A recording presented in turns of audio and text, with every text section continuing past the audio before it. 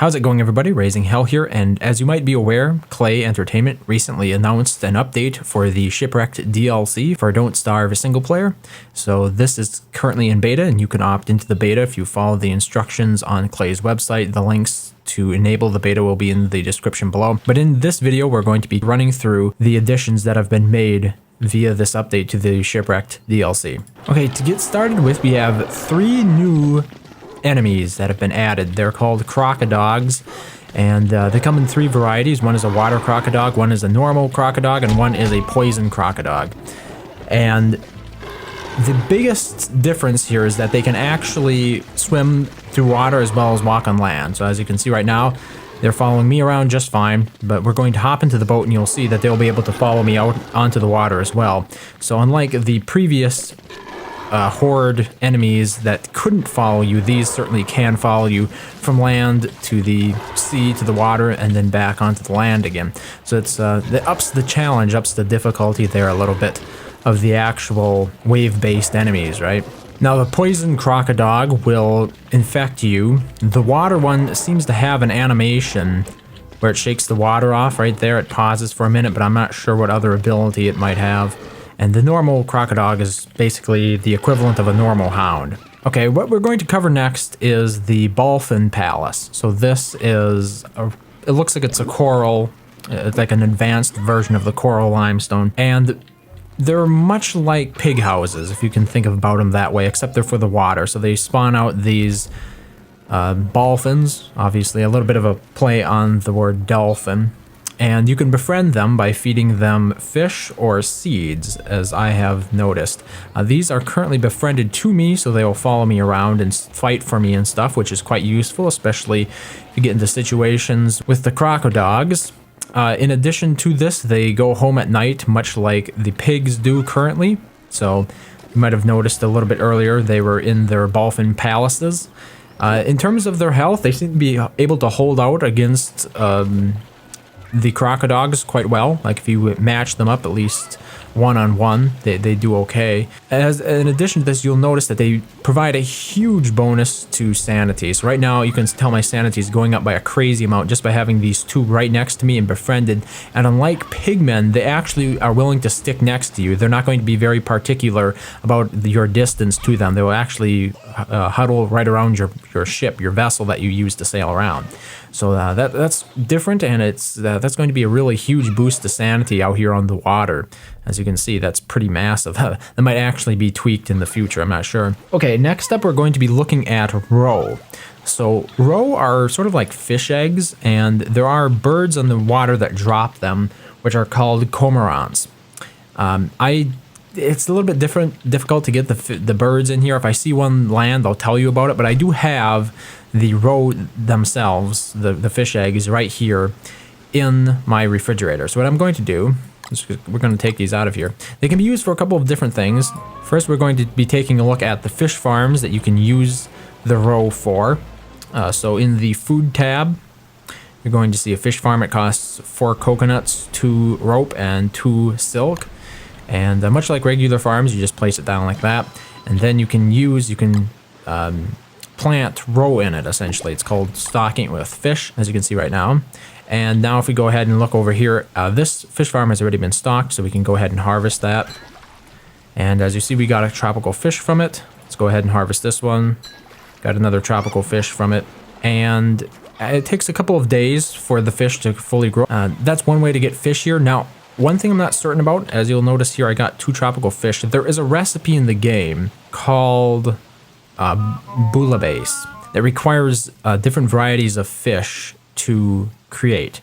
Now, whenever I've harvested the fish from my fish farm, I've only received tropical fish, so I'm not sure if there is an ability to get any of the different fish from the fish farm. I would certainly hope so, because that would make it sort of the equivalent of a regular garden where you plant in your seed and you really don't know what it's going to turn into.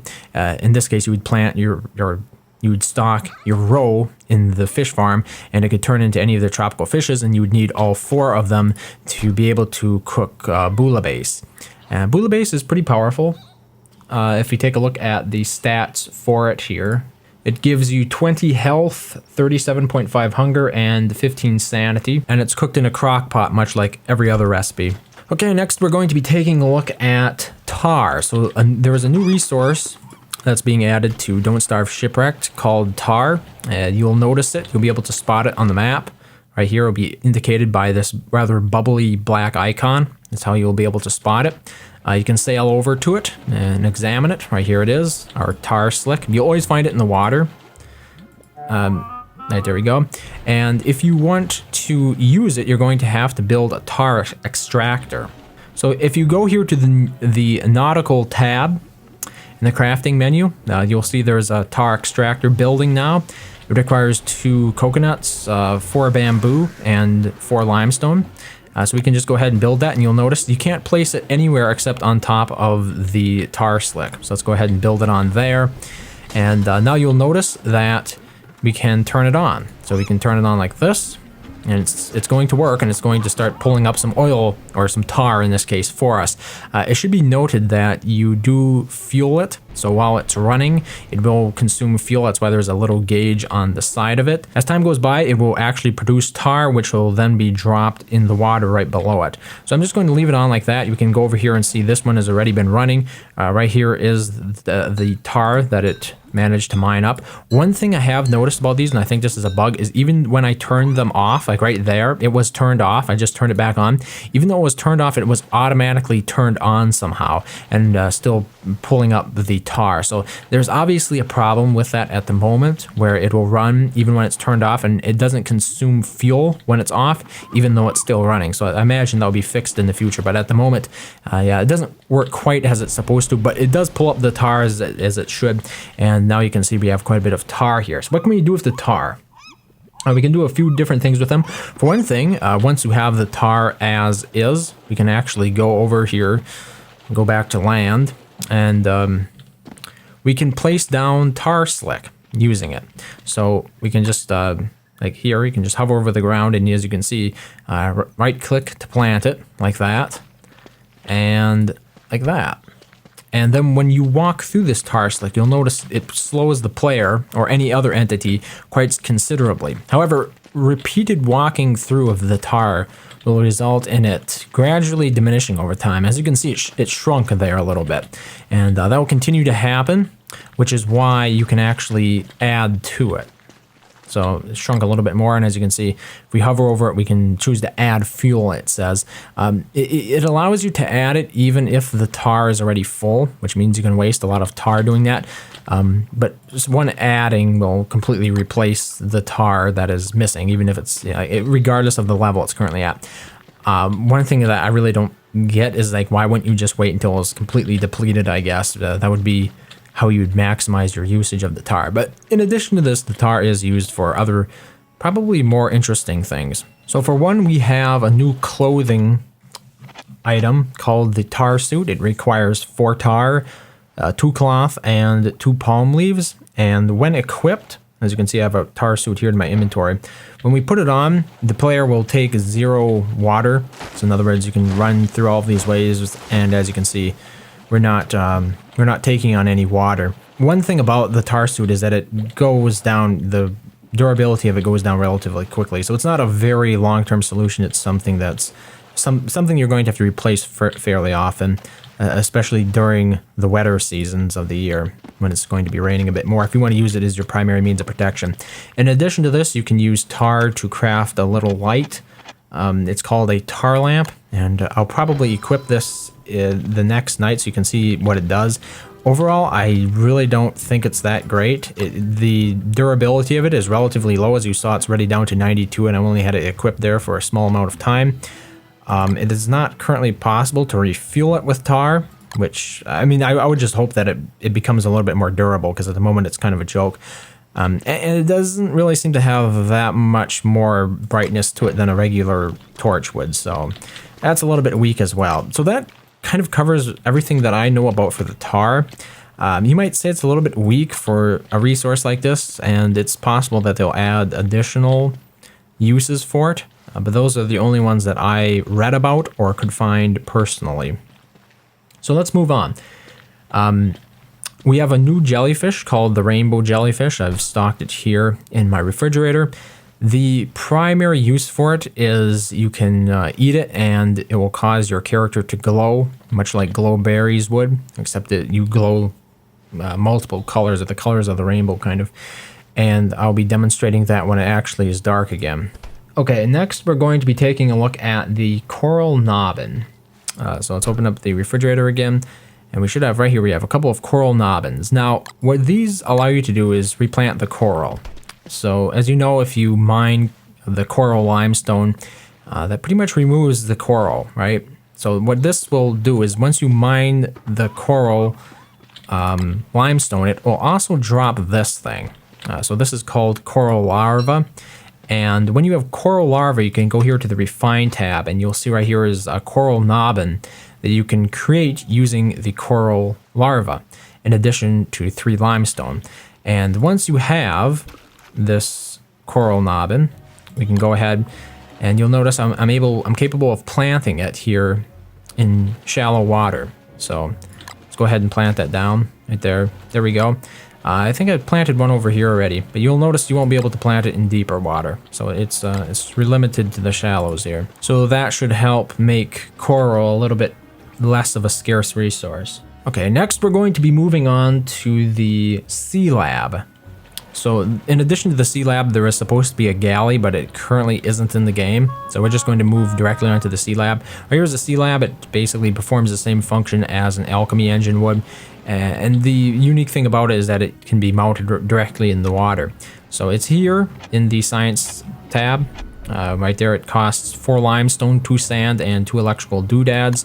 You can craft one, and as you can see, you can place it just about anywhere, providing it's in the water. We'll get to some of this other stuff here pretty soon as well. Okay, next we're going to be talking about the encrusted boat. If we go here to nautical, and you'll notice, once we scroll up, here's the encrusted boat. It says it's a tank on high seas. It requires 6 boards, 3 rope, and 4 limestone. We are currently in an encrusted boat, but we can go ahead here and build another one.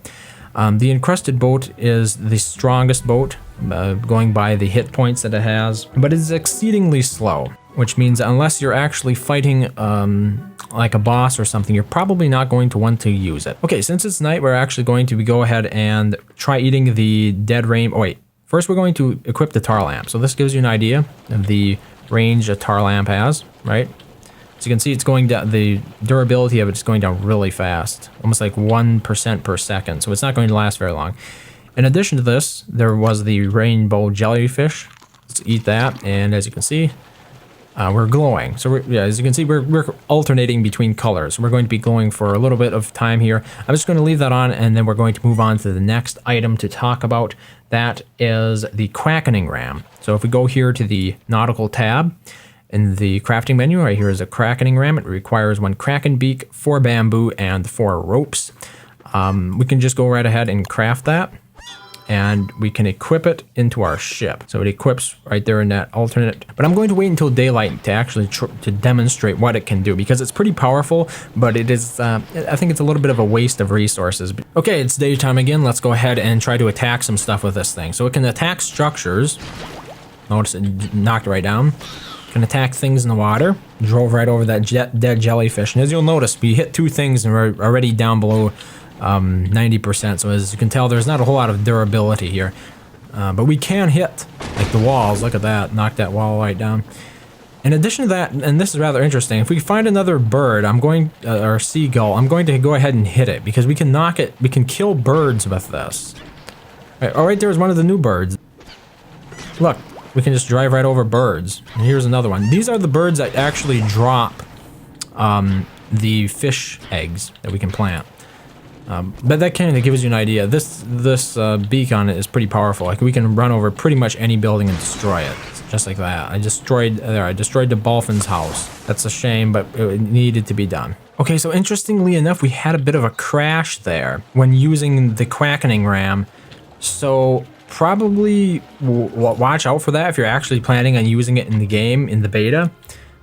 Because yeah, I basically have to reset here to the last save point. And the next thing we're going to be covering is the quack and drill. So as you will see here in the science menu, quack and drill requires 1 quack and beak, 1 gears, and 2 electrical doodads.